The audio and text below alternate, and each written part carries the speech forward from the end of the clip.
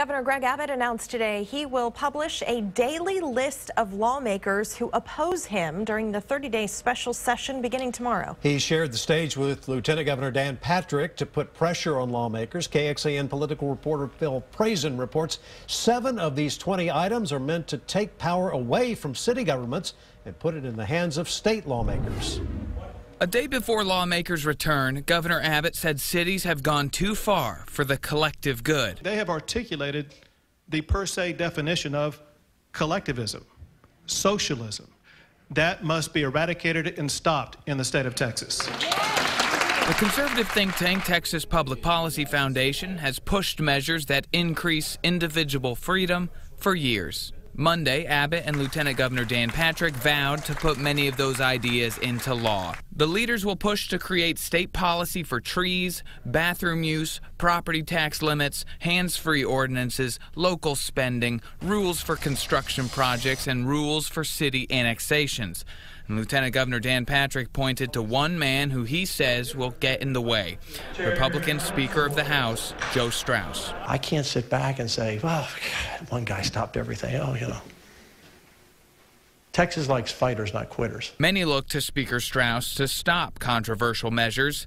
Over the weekend, he sent an email to his supporters, laying out 3 questions he has about special session items. Does it promote private sector growth? Does it impact vulnerable Texans?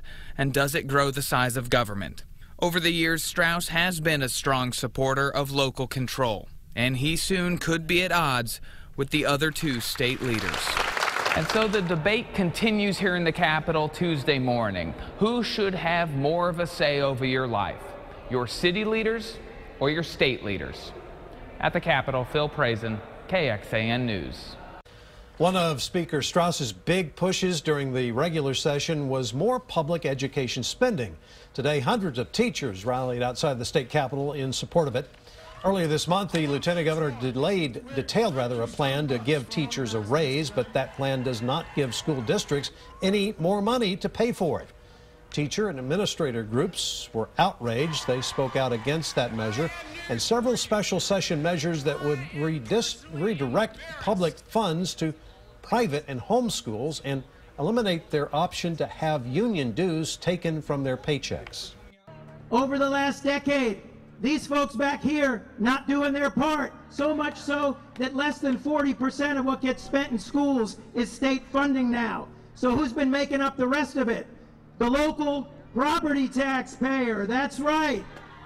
And another issue that will come up in the special session is the bathroom bill, also known as making people use the bathroom corresponding to the gender on their birth certificate.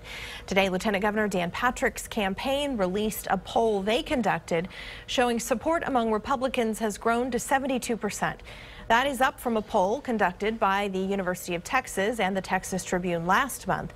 It found 57% of all Republicans believe the bill is important, and that was a 13% jump from earlier this year.